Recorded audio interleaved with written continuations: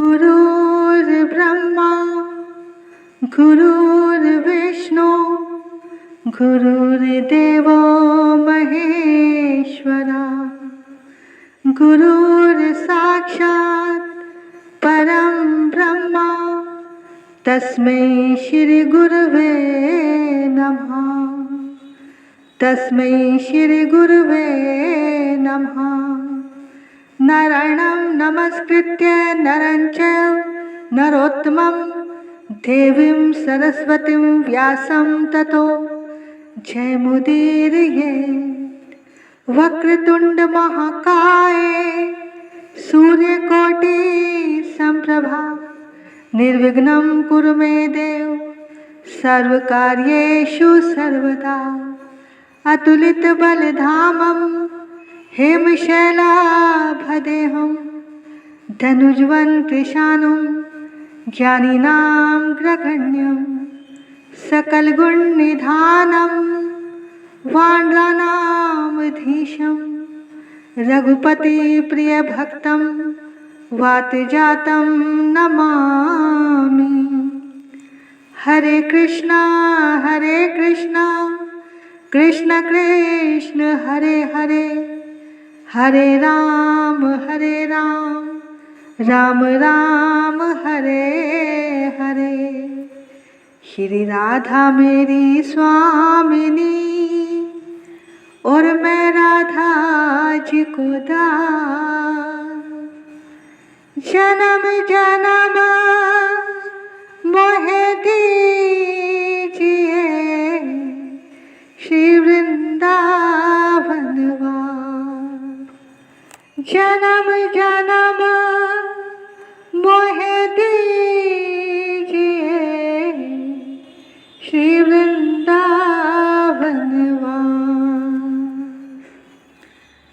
कर्पूर गौरम करुणावतारम संसार सारम भुजगेन्द्रहारं सदा वसन्तं हृदयारविन्दे भवं भवानी सहितं नमामि। भवं भवानी सहितं नमामि। हर हर महादेव शंभु काशी विश्वनाथ गंगे। हर हर महादेव शंभु काशी विश्वनाथ गंगे। काशी विश्वनाथ गंगे काशी अमरनाथ गंगे। काशी विश्वनाथ गंगे काशी अमरनाथ गंगे। हर हर महादेव शंभु काशी विश्वनाथ गंगे। हर हर महादेव शंभु काशी विश्वनाथ गंगे। हर हर महादेव शंभु काशी विश्वनाथ गंगे। काशी विश्वनाथ गंगे काशी अमरनाथ गंगे। काशी विश्वनाथ गंगे काशी अमरनाथ गंगे। हर हर महादेव शंभु काशी विश्वनाथ गंगे। हर हर महादेव शंभु काशी विश्वनाथ गंगे। काशी विश्वनाथ गंगे काशी अमरनाथ गंगे। काशी विश्वनाथ गंगे काशी अमरनाथ गंगे। हर हर महादेव शंभु काशी विश्वनाथ गंगे। हर हर महादेव शंभु काशी विश्वनाथ गंगे। बोले शंकर भगवान की जय। हर हर महादेव हर हर महादेव हर हर महादेव। सब देवों में एक देव हर हर महादेव। सब देवों में एक देव हर हर महादेव। सब देवों में एक देव हर हर महादेव। भगवान शिव अजर अमर हैं, सबकी आत्मा हैं। ऐसे शंकर जी को हम प्रणाम करते हैं। व्यास जी आगे बताते हैं, जैसे देवताओं का राजा देवराज है, ऐसे तीर्थों का राजा तीर्थराज प्रयाग है। 3,10,000 तीर्थ हैं पूरे ब्रह्मांड में, उन सबके राजा हैं तीर्थराज प्रयाग, जहाँ नित्य यज्ञ आदि होते रहते हैं। गंगा यमुना सरस्वती का पावन संगम है। कहते हैं मनुष्य के भीतर भी गंगा यमुना सरस्वती है। ईड़ा पिंगला सुषुम्ना इन तीनों का जहाँ संगम होता है उसे आज्ञा चक्र बोलते हैं। प्रयाग में कई ऋषियों ने यज्ञ किए और यज्ञ कर रहे थे। आजकल यज्ञ उसको समझा जाता है, अग्नि में जो तिल चावल आदि को हम डालते हैं उसको यज्ञ कहते हैं। लेकिन जो आप कर रहे हैं वो भी एक यज्ञ है। इसमें कान तो कुंड है और बुद्धि अग्नि है और प्रवचन सामग्री है। कान रूपी कुंड के द्वारा बुद्धि रूपी आग में प्रवचन रूपी सामग्री प्रवेश करती है। इसको ज्ञान यज्ञ कहते हैं। प्रयागराज में यज्ञ चल रहा था, वहाँ सूत जी पधारे। सब ऋषियों ने कहा, प्रभु आपका स्वागत है, और उनको बैठने के लिए आसन दिया और उनका विधिवत पूजन किया और बोले, आप महर्षि वेद व्यास के प्रधान शिष्यों में एक हैं। समस्त पुराणों के आप ज्ञाता हैं। आपने गुरु कृपा से ज्ञान प्राप्त किया। अब प्रयागराज में बैठकर हमें कुछ ऐसा ज्ञान दीजिए जिसके द्वारा हमें भक्ति की प्राप्ति हो, हमारा ईश्वर से मिलन हो। क्योंकि कलयुग प्रारंभ हो चुका है। इस कलयुग में हर व्यक्ति अपना धर्म छोड़ बैठेगा। ब्राह्मण अपने ब्राह्मण कर्म से हटकर व्यापार नौकरी करेंगे, मिथ्या भाषण करेंगे, वेद बेचेंगे और क्षत्रिय भी अपने धर्म से गिर जाएगा। वो भी चोरी और धोखा करने लगेगा। वैश्य व्यापार में बेईमानी करने लगेंगे। हर चीज में मिलावट, झूठ और कपट होने लगेगा। सब अपने धर्म से गिर जाएंगे। हर व्यक्ति अपने कार्य में बेईमान हो जाएंगे। कलयुग में सब शूद्र हो जाएंगे। जब खान पान का विचार ही नहीं होगा तो सब अपने धर्म से गिर जाएंगे। तो जब सब अपने धर्म से गिर जाएंगे तो प्रभु इनका कल्याण कैसे होगा? तब सूत जी ने कहा, आपने बहुत सुंदर प्रश्न किया है। एक बार मेरे गुरु जी ध्यान में बैठे थे। देखो, कुछ ना करने से अच्छा है पाठ करना, पूजा करना, और पाठ से अच्छा है जाप करना और ध्यान करना। देखो, आप पूजा करो, पाठ करो, लेकिन सबका हेतु मन है। मन लग गया तो सब हो गया। अगर मन ही नहीं लगा तो उसका विशेष फल नहीं मिलता। पूजा करो, पाठ करो, जप करो तो मन भागता है, लेकिन साथ में ध्यान करोगे तो ध्यान एक ऐसी स्थिति है जहाँ से मन कहीं भाग ही नहीं सकता। मानसिक पूजा का अर्थ है सावधानी। मानसिक पूजा और ध्यान जरूर करना चाहिए। मानसिक पूजा हम कभी भी कैसे भी कर सकते हैं। मानसिक पूजा बैठकर ही करें। एक होता है साकार ध्यान, जहाँ कोई मूर्ति, कोई आकृति हो, लेकिन एक ध्यान निर्गुण का होता है, जहाँ कोई आकार नहीं, मूर्ति नहीं, केवल ज्योति में ही रमण करना होता है। जब व्यक्ति ध्यान करता है तो सबसे पहले उसे प्राणों की ध्वनि सुनाई देती है। साएं साएं की आवाज आए तो ये पहली सीढ़ी है, और जब मंजीरे की आवाज आए तो ये दूसरी सीढ़ी है। उसके बाद मृदंग बाजे तो ये तीसरी सीढ़ी है। इसमें 9 सीढ़ियों का वर्णन है। अंत में मेघ गर्जन होता है। देखो, कोई भी साधना करो तो पहले धैर्य का होना बहुत जरूरी है। शिव पुराण की कथा जन्म जन्मांतर के पापों को धोने में समर्थ है। कहते हैं, कोई कितना भी बड़ा पापी क्यों ना हो, अगर वो शिव पुराण की कथा श्रवण कर ले तो उसके सारे पाप नष्ट हो जाते हैं। इसी संदर्भ में एक कथा आती है। एक बिंदु नाम का ब्राह्मण था। उसकी पत्नी का नाम चंचुला था। बिंदु ब्राह्मण होने पर भी व्याभिचारी था, अधार्मिक दुरात्मा था, लेकिन उसकी पत्नी चंचुला बहुत ही सुंदर और धार्मिक प्रवृत्ति की थी। सारा दिन पूजा पाठ और धर्म के कार्य करती रहती। इतनी धार्मिक पत्नी के होते हुए भी बिंदु के स्वभाव में कोई परिवर्तन नहीं आया। ऐसे ही काफी समय बीत गया।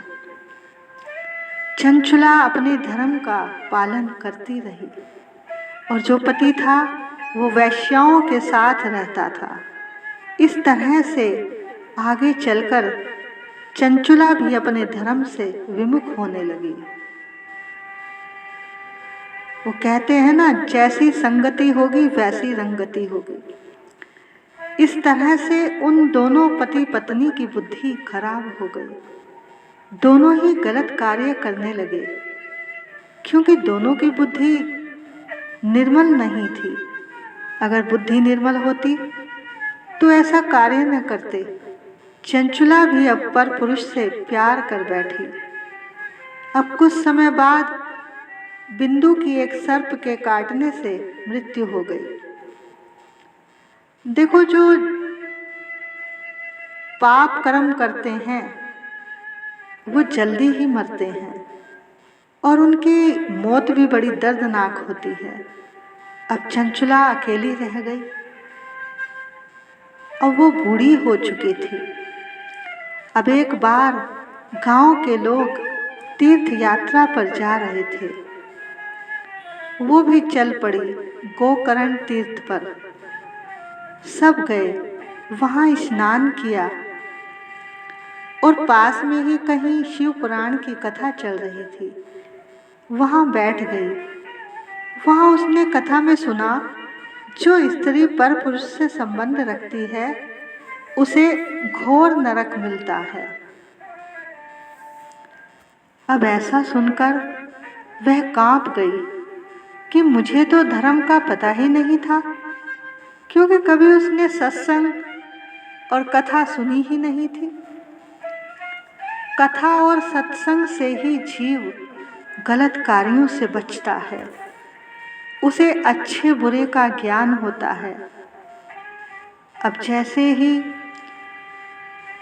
चंचुला ने कथा सुनी तो कथा समाप्त हुई और सब चले गए, तो चंचुला आकर उस ब्राह्मण के चरणों में गिर गई और रोने लगी कि मैं पापनी हूँ, मैं दुष्टा हूँ, मैं अभागनी हूँ।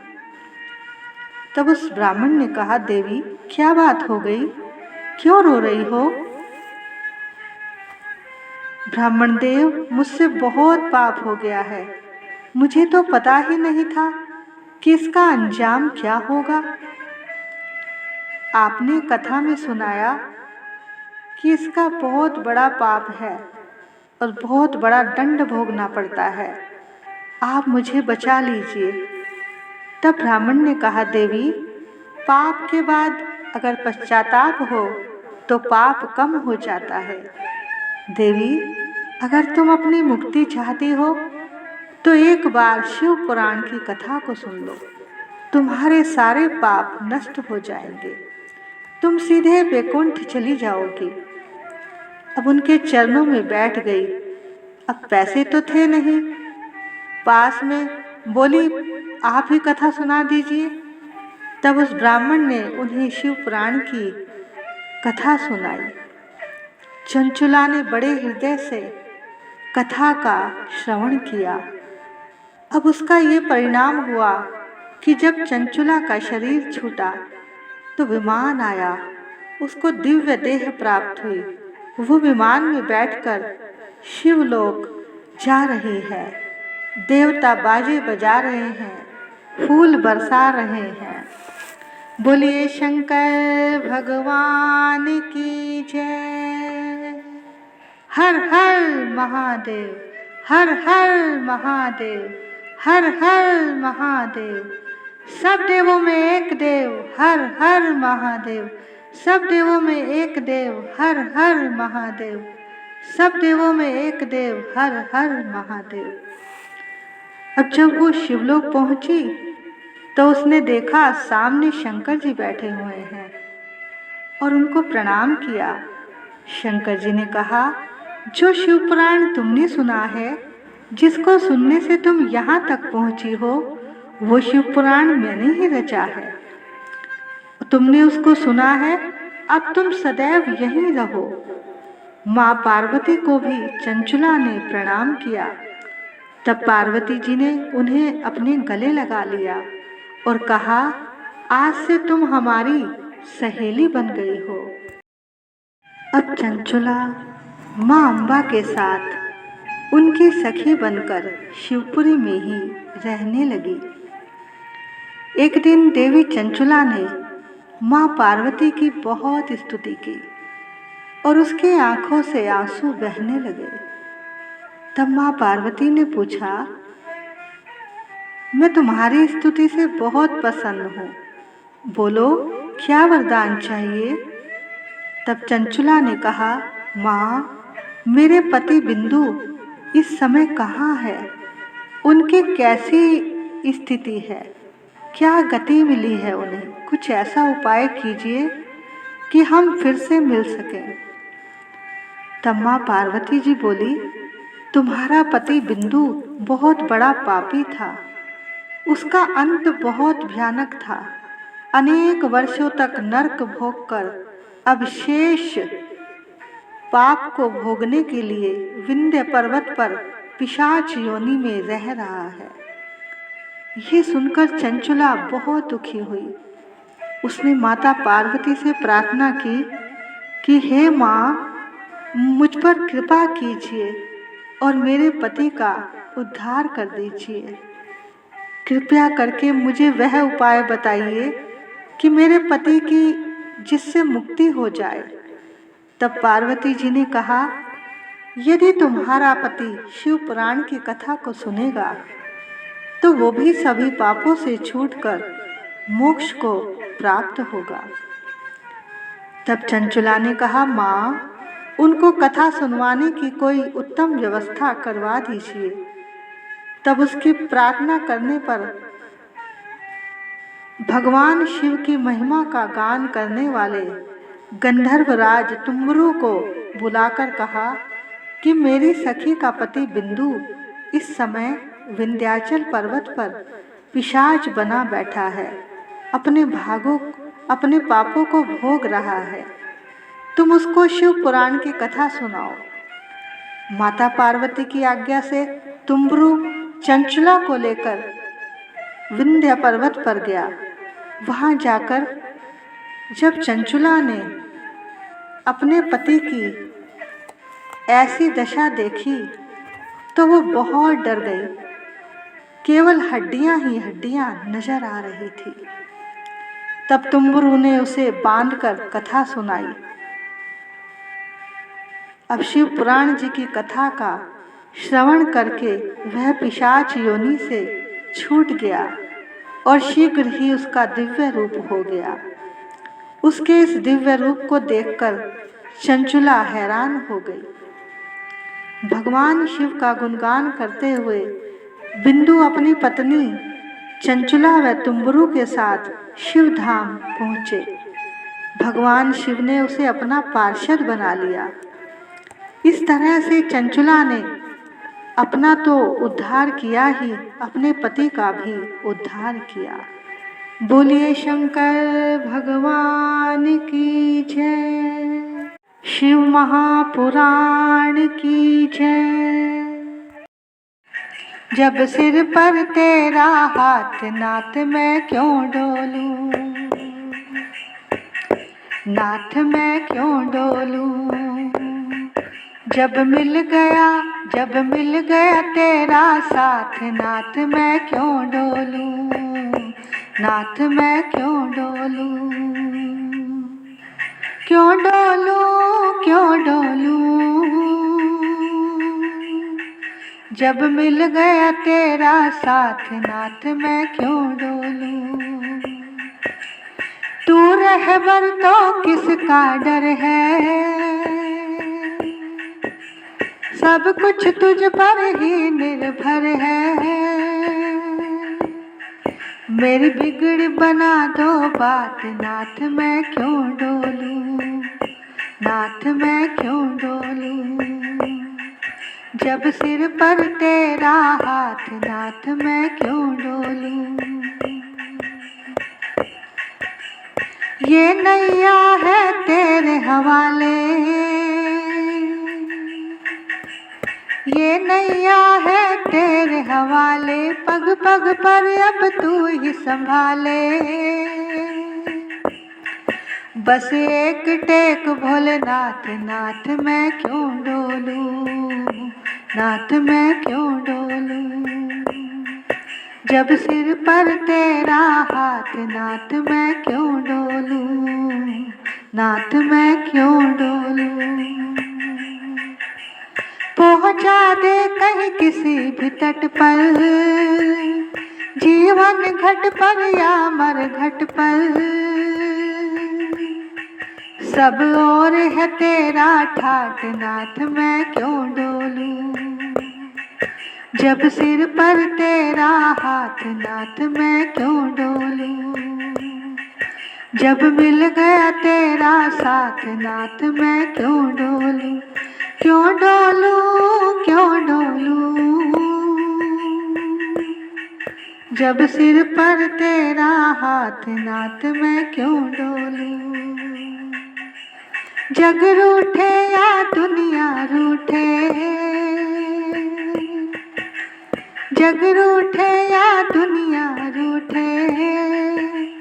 तेरा साथ पर कभी न छूटे।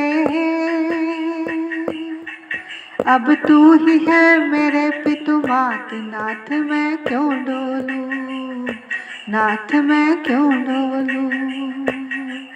जब सिर पर तेरा हाथ नाथ मैं क्यों डोलूं। क्यों डोलूं, क्यों डोलूं। जब मिल गया तेरा साथ नाथ मैं क्यों डोलूं, नाथ मैं क्यों डोलूं। जब सिर पर तेरा हाथ नाथ मैं क्यों डोलूं, नाथ मैं क्यों डोलूं। बोलिए शंकर भगवान की जय, वृंदावन बिहारी लाल की जय। जय जय श्री राधे, जय जय श्री राधे, जय जय श्री राधे। निताई गौर हरि बोल। आज की कथा को हम यहीं पर विश्राम देते हैं। आगे की कथा कल होगी। हर हर महादेव, हर हर महादेव, हर हर महादेव। सब देवों में एक देव, हर हर महादेव। सब देवों में एक देव, हर हर महादेव। सब देवों में एक देव, हर हर महादेव। सभी प्रभु प्रेमियों को वृंदावन से राधे राधे, राधे राधे।